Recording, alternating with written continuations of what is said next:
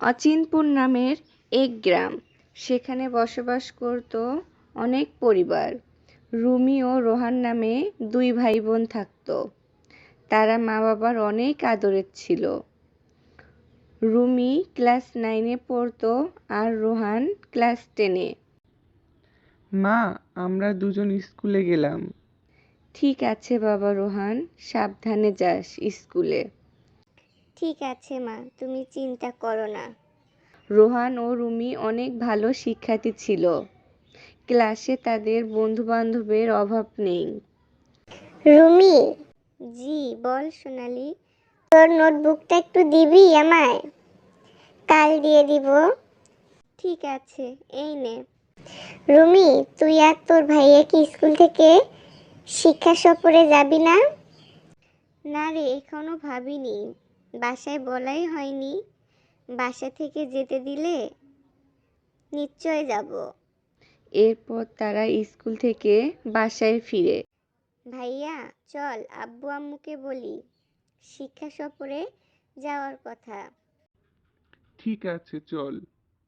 আব্বু, আমরা স্কুল থেকে শিক্ষা সফরে যেতে চাই, তুমি কি যেতে দিবে?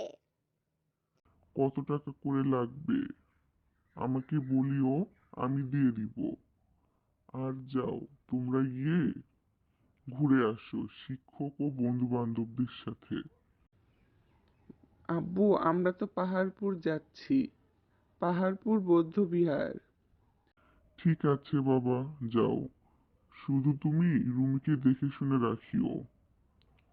ঠিক আছে বাবা, আমরা দুজন একসাথেই থাকবো। রুমি ও রোহানের শিক্ষা সফর অনেক ভালোই কাটে। ভাইয়া ভাইয়া আজ স্কুলে যাবি না?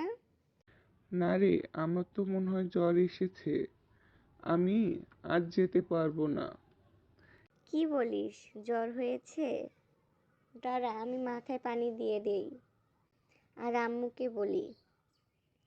আম্মু আম্মু, জি রুমি বল। ভাইয়ার তো জ্বর, তুমি একটু দেখো তো। ঠিক আছে মা, আমি ওর যত্ন নিচ্ছি। তুই স্কুলে যা, টেনশন করিস না। আমি ওকে ঔষধ খাওয়াই দেই, একটু পরেই ঠিক হয়ে যাবে। আম্মু, আজ আমি স্কুলে যাব না, ভাইয়ের সাথেই থাকি। না মা, জেদ করে না, তুই স্কুলে চলে যা, আমি আছি তো। ঠিক আছে ভাইয়া, আমি স্কুলে গেলাম, তুমি সাবধানে থাকিও। রুমি স্কুল থেকে ফিরে এসে ভাইয়ের অনেক যত্ন নেয়। ভাই বোনের ভালোবাসা এমনই হওয়া উচিত। আমার এই গল্পটি আপনাদের ভালো লাগলে লাইক কমেন্ট শেয়ার করে পাশে থাকবেন আর আমার চ্যানেলটি সাবস্ক্রাইব করতে ভুলবেন না। ধন্যবাদ।